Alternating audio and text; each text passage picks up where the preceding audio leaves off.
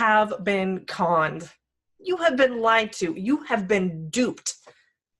And if I had any part in that, you have my sincerest apologies. And on today's episode, I'm going to shed some light on the biggest load of entrepreneurial poo hockey that you've ever heard. And you likely don't even know that you've been lied to. So I want you to think about success and what success means to you. I want you to visualize it in your head. You've probably been doing this for years, right? What is it that you define as being successful? What would make you a success? Would it be fully booked? Would it be making a certain dollar amount, having a certain amount of influence or impact in others' lives? Would it be working part-time hours and making full-time income? Would it be famous? Would it be well-known? Would it have a certain amount of Instagram followers? What is success to you? Now, when you think about success, who comes to mind for you? Who are the people that you look to in your life, whether you know them in person or not, that you would deem as being successful? Who is a person you look at and think, man, they're so crazy successful, or they're so busy, or they're rolling in the dough. I want to be just like them. Get that person in your head. Why do you want to be like them? Why? Ask yourself this. Well, Tara, because they seem to have it made, or they're rolling in the dough and making lots of money, or they have what I want. Ooh, that's a good one right there. They have what I want. What is that? What do you want? The perfect work-life balance. They drive the car you want. They live in the neighborhood you want. They have the relationship you want. They have the income level or the number of clients you want, or they have the beautiful spa you want. Is it because they have so much freedom? Like you see them traveling, you see them living the life that they're just, getting to experience so much of life, and you're just kind of stuck in your little salon all day just trying to get, ends to meet.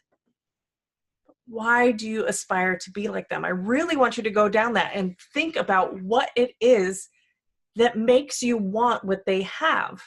And what is it they have that you want? And here's where I'm about to shatter the glass pedestal that you have put this person on. You ready for it? They still struggle. They still have fears.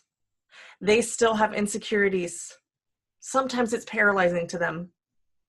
They still have disappointments and failures and things that they thought would be successful but haven't been. They still stress out. So some real talk today about reaching a level of success that you're striving for. And not to say that being successful, whatever that means to you, doesn't have its rewards. Y'all can look on Instagram for the rewards of success, but I want to talk about the behind the scenes of success, especially as I've reached a new level of success in my business this year.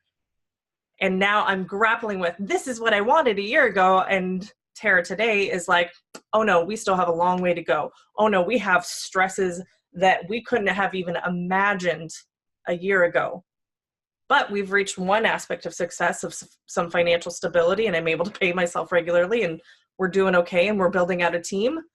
But I don't want to paint this picture that once you reach the level of success that you're working so hard towards, all of your problems magically disappear, because it doesn't exist. Look at the people who have huge influence and impact. Think of Rachel Hollis. She's very open and honest about her struggles and her stresses, right? Like she has a huge impact. She is probably doing very well financially, but she still has insecurities and fears. And she still is an everyday human and a mom who struggles with probably getting her kids to go to sleep on time, or getting them up and making sure that, they're up to date on their shots, or that they're eating the right foods. Just because you reach a certain level of professional success or personal success, or a combination of both, doesn't mean that the world stops, and that doesn't mean that your problems go away. Ouch, I know. God, Terry, you just crushed my dreams. What am I working so hard for?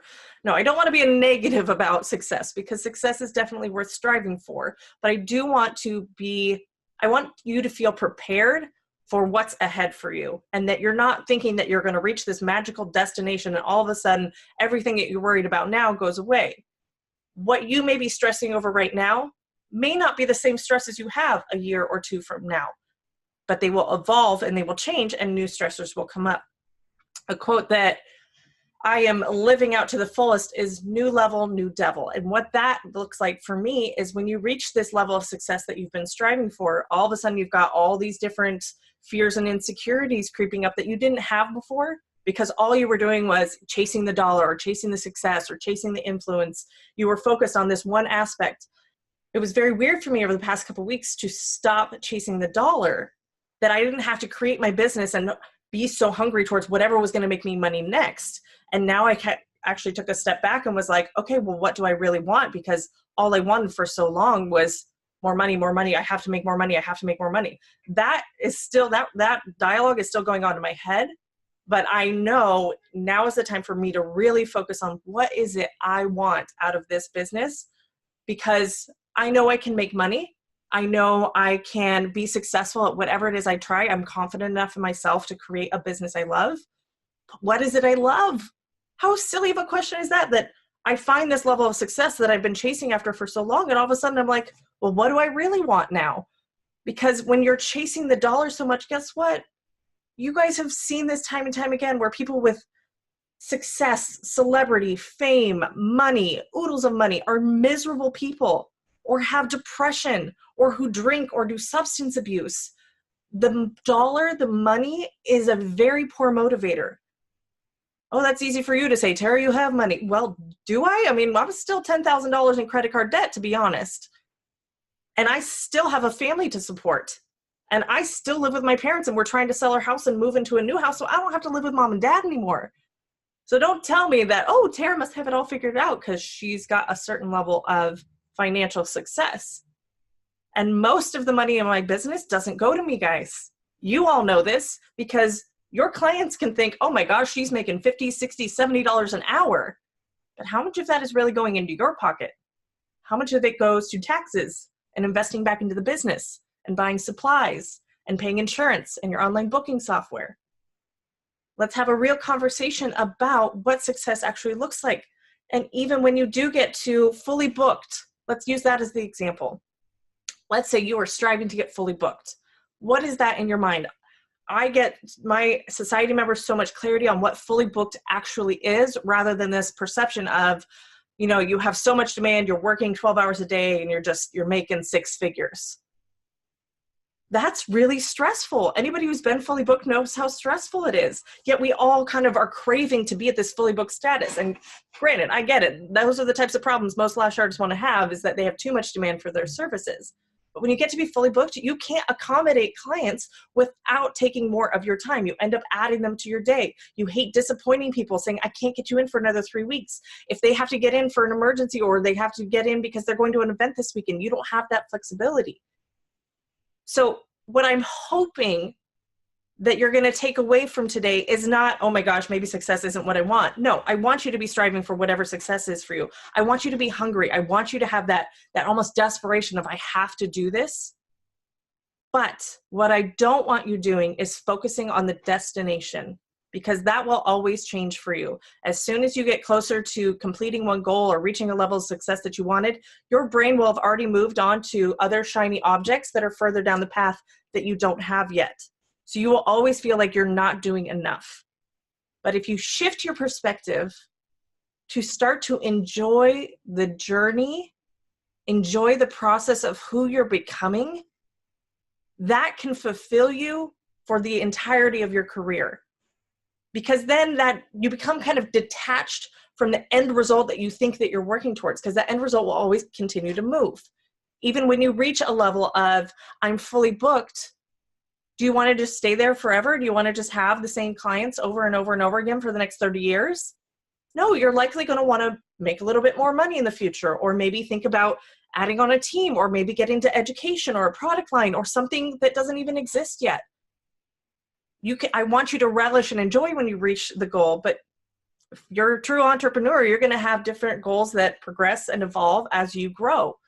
And so if you focus on who you're becoming in the journey, even when it's uncomfortable, even when it's not fun, even when it's not glamorous, the things that people don't post on Instagram, that if you can get addicted to the journey, oh my gosh, that is success, whether you have the income to back it up or not. That is what's going to keep you going through the hard times. That's going to prevent you from burning out. So how do you find joy in the journey, especially when it's uncomfortable? My key here, my tip here is do something you love, whether you're paid for it or not. If you are only in lashes because you think it's going to make you a lot of money, you're going to burn out. Next time a recession hits, you're going to be the first person out of the lash industry.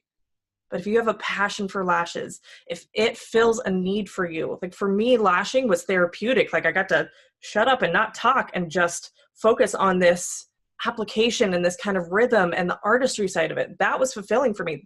I actually felt like sometimes I got more out of the appointment than my clients did because of how therapeutic it was and how calming it was for me. So what is it that you would be doing whether you were paid for it or not? If you can figure out what that is for you, then the journey and the process of going through that to having that make money for you, that's going to be so much more rewarding than the actual money. And don't get me wrong, money's great. Money solves a lot of problems. Money affords a lot of lifestyle. But when you get to a certain level where you're making good money, all of a sudden the fears come in of, what if I lose it all? What if it all goes away? We're now dependent on this bigger income. And if that starts to dip, panic mode sets in. So again, that's that new level, new devil.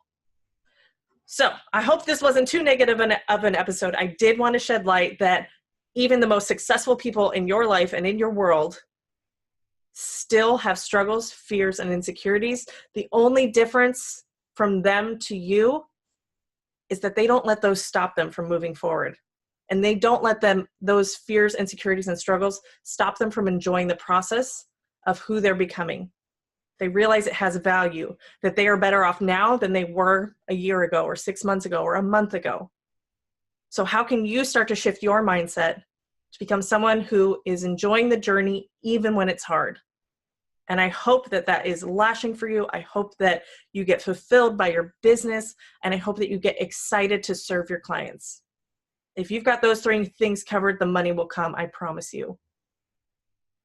So you can stop being so darn hard on yourself and start to focus on the journey of who you're becoming in entrepreneurship so that you can actually start to enjoy your life and your business and what you're creating. I want you to focus on what brings you joy. What sparks joy, right? Marie Kondo style. What sparks joy in your business? I want you to sit down and write out 3 things in your business right now that you can be thankful for, that spark joy, that get you fired up. I don't want to think about, I don't have enough clients, I don't have enough money. What is it that you love about your business or lashes or your life right now? And I would love to hear about it. So take a screenshot of you listening or watching this and share it on social media. Be sure to tag me and then write down one thing that sparks joy in your lash business. All right, guys, until next week, have a good one.